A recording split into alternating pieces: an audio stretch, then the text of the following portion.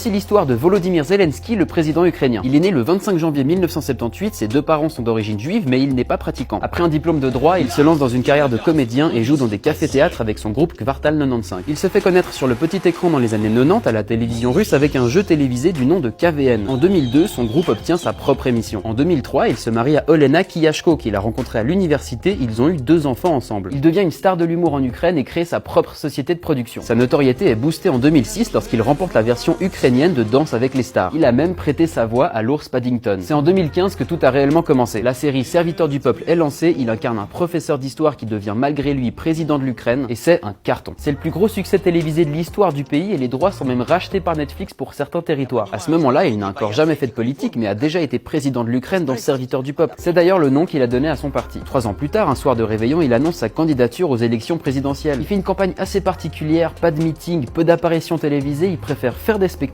et publié en masse sur les réseaux sociaux. Et ça marche, il est en tête au premier tour avec 30% des voix, 73% au second tour. Beaucoup d'espoir, pas mal déçu au début de son mandat, certains le trouvent pas assez pro et pas assez ferme avec la corruption. Sa cote de popularité baisse beaucoup. Puis arrive la guerre en Ukraine, il reste à Kiev malgré les menaces de mort, aux côtés de son peuple auquel il s'adresse plusieurs fois par jour pour les soutenir sur les réseaux sociaux qu'il maîtrise à fond. Chef de guerre, courageux, offensif, il dit lui-même « Je suis la cible numéro 1, mon épouse et mes 2 enfants, la numéro 2 ».